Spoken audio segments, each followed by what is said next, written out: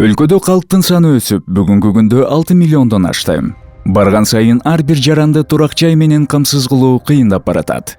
Бүгүнкү күндө өлкөдөгү ар бир адамга 13 чарчы метр жашоо аянты туура келет. Ал эми башка мамлекеттерде ар бир жашоочуга бул көрсөткүч 18 чарчы метрди түзөт. Кыргызстандын курулуш тармагын өнүктүрүү стратегиясында белгилегендей, 2025 жылга чейин жарандарды 18 чарчы метр жашоо аянты менен камсыздоо үчүн кошумча 610 батир же 50 көп кабаттуу үй куруу керек.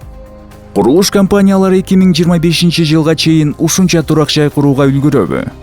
Бүгүнкү күндө курулуш компаниялар долбоорду иштеп чыгуу жана макулдашуу этаптарында бир нече оор, ошондой эле кымбат процедуралардан өтөт. Бул маселе күч алып, аны чечүү үчүн жаңы ыкмалар талап кылынууда. Маселени жөнгө салуу үчүн сунушталып жаткан чечимдердин бири кыймылсыз мүлк объекттерин долбоорлоо жана куруу иштерин жетектеген мыйзамга өзгөрүүлөрдү киргизүү.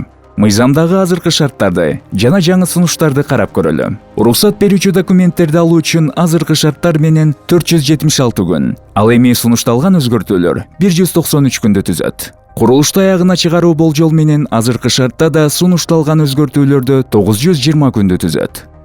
Уруксат кагаздарды колго алуу менен бирге курулушту баштоо мүмкүнчүлүгү каралган эмес. Курулушка уруксат алууну күтүү керек.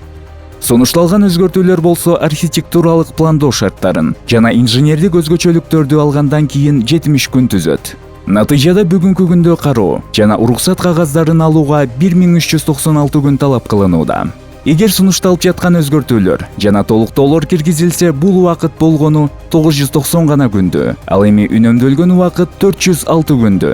Башкача айтканда 1 жыл 1 айды түзмөк. Жыйынтыктап айта турган болсок, бул өзгөртүүлөр курулуш компанияларга куруу убактысын кыскартып, эң башкысы биздин каражаттарыбызды бир топ үндөмөк.